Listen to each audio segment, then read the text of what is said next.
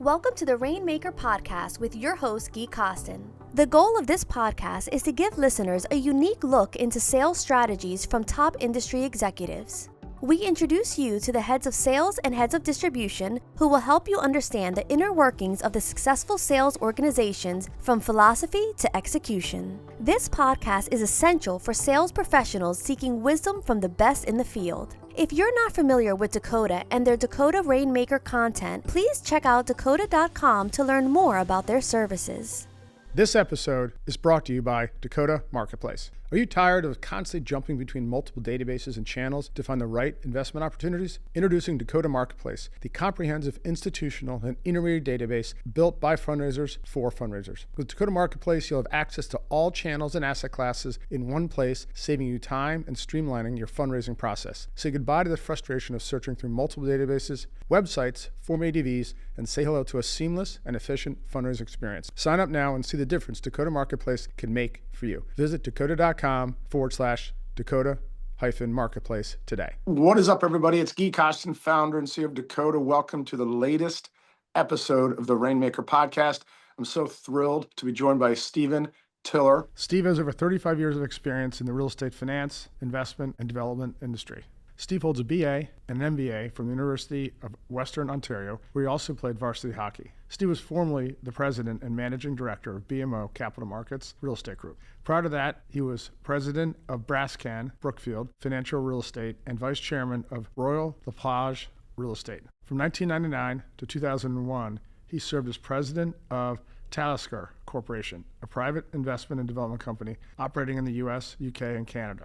From 1991 to 1999, he was managing director of RBC Capital Markets Real Estate. Stephen, welcome. Yeah, thanks for having me on your podcast, and look forward to it. We're thrilled to have you. So could you just take us back to kind of the origin story? Where'd you grow up, college, and then early days in your career and how you got to where you are today? Well, that's a long way back, but I'll give it a shot. Yeah, I'm a Canadian Canuck by birth, I guess. Growing up in a northern Ontario mining town taught me a few lessons about when to speak and perhaps when not to speak, but and the value of hard work. So, it was kind of interesting. We talk, obviously, in your latest book as well, you talk about building teams and language and those things, but sports obviously was the outlet. So played hockey, got a great education, scholarships and whatnot, led me to, I think, where I am here. But, it's kind of interesting. Out of business school, my first, I guess, adventure, shall I call it that, was a company that is now the biggest in the world. People didn't really hear them back then, was CB Richard Ellis. So our DNA, and I'll talk a bit about the firm as well, but obviously our DNA is real estate, and we have many financial products around it. It was interesting, the CB really, so they were just coming to Canada, and they hired me, and I ran all their commercial investment sales for a few years. Interesting thoughts and lessons from that. One of the first thing is when you think about sales, at those days, they came out of Los Angeles, where obviously they're still based, and you had to actually do a psych exam, and because a lot of it was premised on the Top Gun schools down in Miramar. So we'll talk about that a little later, but that was a real. Can't wait to hear that. That was an eye opener, right? And we can talk about the pros and cons of that, but. Then one of our biggest customers was the biggest bank in Canada, RBC. So their investment bank hired me to come and work in the real estate M&A investment banking business. And all we did in the 90s, which has proven to be probably one of the key success factors, I think, of our firm today, is work out bankrupt real estate and financial companies. So when you think about it, Royal Trust, the Confederation Life, Olympia, New York, Allied Federated, just the list goes on. So the 90s was the train wreck. It wasn't a recession, it was a depression for real estate. But the lessons we learned back then were paramount in I think, building future successes. So I did that. And then our biggest client at the time was a company called Brascan. And you may not know that, but you know who they are now. And so Bruce Flatt became CEO and asked me to come and run a merchant bank for them. And that was really kind of exciting in the early days, around 2000, 2002, 2003, I think. So really some great lessons out of that we can talk about. There was someone who articulated a business vision and transformed a multi-dimensional, very fragmented company into an asset manager. And it's what a great story. He had a vision and he clearly articulated and, more importantly, executed. Then ran the global investment real estate banking for Bank of Montreal and Harris Bank. They wanted to get back into the game, so we had to build a sales team, investment banking team. What happened in the 90s is a lot of the participants who got burned so badly in the financial world, of course, exited, and then it took them a long time to come back, and that's kind of what we did. Then retired and I failed at that, so I bought interest in Sterling about 15 years ago with a very long-term client and friend and mentor of mine. Sterling's been around for about 50 years, and David Kasoy is the founder, and so he convinced me to come into this, and that's for the last 13 years or so we've enjoyed building out interesting sales platforms. We have kind of extensive reach, about 7 or 8 billion assets under admin management, but we have trust companies, banks, but our DNA is real estate, and so we have private credit lending funds. We have a fully built out development and construction industries. We've kind of taken a bit of a page book, much more microscopic scale of someone like the Brookfield model and the Blackstone model, and so that's kind of what we've been doing. So that's sorry about that. That's an elongated answer. Well, Chet, it's just because this is such a sales focused podcast on what really works. Can you tell us a little bit about your sales team and how you go about raising money for your different funds? Yes, it's kind of our priority one. One of the interesting things is and again, congrats on your latest book. But looking at some of the hallmarks of it is, language and respect, and that is we're a global firm. We're in 6 different countries. The distribution pipeline and the sales is paramount, and kind of the assets are out there, but you have to go get them, and you need to kind of articulate what you're doing. You need to differentiate. We're very fortunate, and we've learned a lot from it in Canada, so all the major banks and dealers own a platform called Fundserv, and so we have thousands of investors. We're very much focused on the retail investor, and so to service that, one of the problems with Canada is we're regulated in all 10 provinces. We have essentially the sales teams and distribution platform is there, but it's not very efficient, right? There's 40 million people across this vast kind of geographic cold landscape. So our sales team is very much focused on managing the IAs in that distribution vertical. The Fundserv is unique. It's owned by the banks and the major dealers, and it takes you a long time to get approved on it. And so there's that kind of hurdle. So we had to sell that. Then our Canadian sales team spend their time firstly understanding our product, but then the IAs. And the way it works is like an IA, a wealth manager in Vancouver for RBC or somebody has a client who wants to come directly into our fund on a Thursday. They push a button and it's in on a Friday. So it's a very efficient mechanism, but the critical path is really understanding the IAs, understanding the equivalent of the RIAs, and having an ability to sell through that channel. And that's where we really direct a lot of our things. And then in the UK and others, our sales teams are really built around a similar philosophy in terms of managing the managers, if you will. Communication is a big deal amongst the team. How do you and the team communicate with one another just around your sales goals, your objectives, progress against your plan? I would say we're high touch. Frequency is important. So, with the advantage of technology, we're in many, many different, obviously, jurisdictions. Leveraging technology, we learned something in my RBC days. The current CEO of RBC, Dave Mackay, was an engineering background, and he built out a parallel blockchain years ago in the RBC world, and leveraging technology. So we use, not to sell them, but many of the HubSpots, the Asanas, all the various, we can get into the CRMs, but Yeah. What we're trying to do, and what not trying, tries not a word really, but what we've had success in is leveraging that, then combined with old sales, not old, but proven time tested ones, like frequency of interaction. We have, in some cases at critical junctures, we have twice a week calls, and Zoom calls and there's, those kinds of things, leveraging the CRM we have to show you how in RBC land, they now earn almost 2/3 of the profits in the total wealth management industry in Canada. It's a massive, but a large part of that is, I'm kind of the chief of the cross-selling police, right? Is that our people have to be talking to each other in multiple products, primarily, funds and fund management products.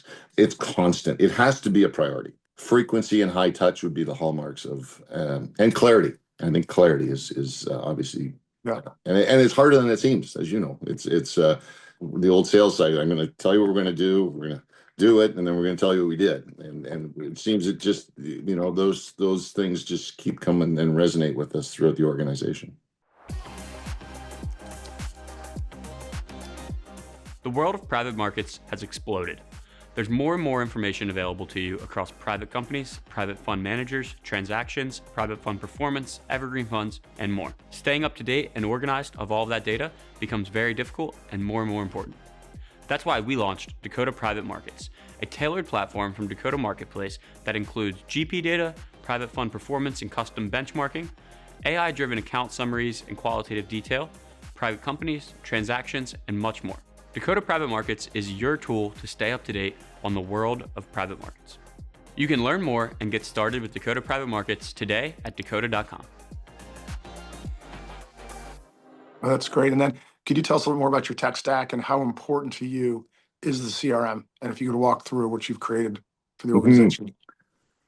It's we're constantly learning, right? But I got to tell you, I think it's at times our biggest challenge, and yet it's the highest reward. It's the highest value add in many respects if you can properly leverage it with the people, right? But we're constantly it seems we have 2 or 3 different delivery models. I mentioned a couple of them in the whole large language model and learning. We're all in on AI. We actually have a couple of key people, or senior executives actually leading. We found it's got to be driven.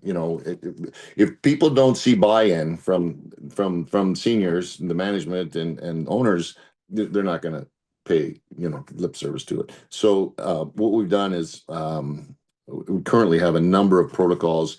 It's actually pretty rigorous change right now with this, what we're doing with AI throughout our, as I said, because of the retail channel, we have thousands and thousands of investors.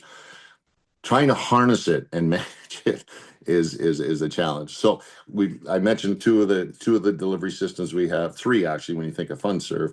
But with what we found with AI already is the ability for all of them to talk to each other, or to find the best traits, the best execution mechanisms through them all. So that's where we're at right now, and we're not there yet, Guy, right? We're we're on the 5-yard line sometimes, or the 3, but but we're not. This is a primary focus of our organization, quite frankly. Yeah, that's great. And so tell me about. I love to talk about leadership. So how would you characterize your leadership style and how you interact with the company? Yeah, I think it starts at the top, and we're blessed to have a founder and a mentor who's been at this, I don't know, over 60 years, and is still, first one in the office. I think it starts with the buy-in at the top, and what we found is, actions obviously speak louder than words, and the buy-in has to be. We'll go to any meeting, but we're prepared to do the things that perhaps people think we shouldn't be doing, i.e., it doesn't matter what it is. And we have serious, we're very, one of the things our fund investors like is we rotated heavily into high-end hospitality and marina infrastructure, just an example of buy-in. And when we first, a large acquisition, marina infrastructure, we thought we're real estate guys. We thought we had a development parcel with a marina. Well, this as a leadership tool, and I think it's also for our younger people, is it's remember the old De Bono kind of sales thing. What hat do you have? What business are we in? Right. So we looked at it and we thought we had a development site with a marina. No, no, no. It's we have a marina with a development site. It sounds very subtle, benign, Yeah. but we had to do that by being boots on the ground. We were there. We were physically there. So from a leadership perspective, I think it's constantly communicating. I still remember the T. Boone Pickens. If he said, "If I'm in the loop, you're fine. Even if you make a bad decision." But it's clarity, communication, tremendous respect. We have a great. Our biggest asset is our team. That's probably the most at times the overused thing. We have a lot of former athletes who played team sports who get it. And what I find is with all of these phones and the mechanisms we have, and constant touch and constant bombardment, people can't pick up the phone. So Right. I would say a leadership product we have is, pick up the phone, right? Like use too much from a leadership perspective. We find that, the email channels are, tend to become a CYA, for lack of a better word, mechanism for a lot of people. Well, I copied 27 people, so things must be fine. So those are the kind of leadership things that drive us crazy, as all of us. But we think that we have a great team environment. People know that they have an open door. That's again, and also constant communication. Yeah. I love that. Well, speaking of that, this is one question, one of my hallmarks is, what advice would you give to a young person getting into the industry today? That's a good question. I think, one of the things I was seeing in you had a book a number of years ago, which seems a long time ago, but on about millennials, and I have three of them as a father. They now dominate the workforce, right? And so the biggest thing I would say, everyone talks about finding your passion, finding your purpose. Sometimes you got to live, right? Like it's, but finding a passion, finding what you want to do many times means finding what you don't want to do, right? So you got to keep trying. And I would just say, keep asking better questions. I think the ability to take a step back and if you look at great athletes, we always talked about, obviously, the hockey thing with Wayne Gretzky. It wasn't where the puck was; he knew where the puck was going. The anticipation. Yeah. And if you look at industry game changers, they had an ability to look at an industry, especially sales. Everything is sales, right? It's like and it begins with a no.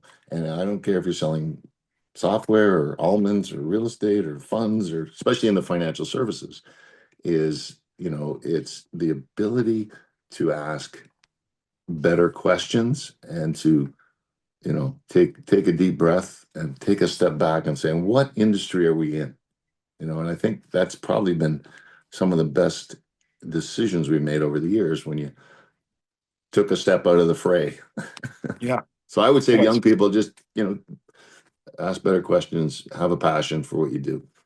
That's exciting because also if you look at AI and all the LLMs, the people that can be the most creative around asking questions of, Claude or Chat, whatever one you use, that really is paramount, right? So it's really getting at Yes. just right. And the more creative you are around prompting, Yeah. it's just unbelievable the results you can get. 100%. Yeah, totally. We have a total buy-in. We have a great team, and we have a lot of great young people and the millennials who. One thing about it, I mean, their ability to think outside the box is fantastic. And our job, I believe, as leaders, is to make sure that box is not too small. Right. That famous thing where you can draw, get to connect the one line through the 9 dots, and most people can't do it, but then the ones who think outside the box can do it, right? And I think as leaders and business owners and whatnot, is the key to success is having people feel they're part of the team, but B, that there's you can change the organization. Like there's no such thing as as a bad idea, so to speak. Yeah, I love that. Yeah. All right. So final question. There's a lot going on in the world today. And what is your biggest challenge you're facing today and how are you overcoming it? I would say the biggest challenge is the pace of change. I would say the and constant is constant change is, and the regulatory, the compliant, the geopolitical environment is, how do you shift? It seems as some of these, whether it's political or even large scale regulatory organization, a lot of people are making decisions on the fly. So how do you make long-term decisions as a business owner? And you're going to tie up a lot of capital, where the geopolitical environment might be a lot different, not 6 years from now, maybe 3 months from now. So I think it's the pace of change has accelerated. I think I'm a huge optimist in human ability to save itself, to grow, and this leveraging AI into a positive thing. So I would say, for us, the only way, and that's a little harsh, but is the grow or die aphorism. It stands more true than ever. So I think it's constant, never-ending improvement, change, reinvesting in people in your business, because the people are your business. And so I would say those walls it's like, sometimes it's like whack-a-mole, right? You fix something, 2 others pop up, but that's the business. I love the grow or die, Stephen. I love that. It's such a classic line. So, I can't tell you how much I've enjoyed the conversation, and congrats on what you've built at Sterling and what you guys continue to build. I love your leadership philosophies, how you treat your teammates. So thanks so much for being on the podcast. Thanks again for having me. Much appreciated, Guy. You can find this episode and others on Spotify, Apple, or your favorite podcast platform. We are also available on YouTube if you prefer to watch while you listen. If you would like to check up on past episodes, check out our website, dakota.com. Finally, if you like what you're hearing and seeing, please be sure to like, follow, and share these episodes. We welcome all your feedback as well. Thank you for investing your time with Dakota.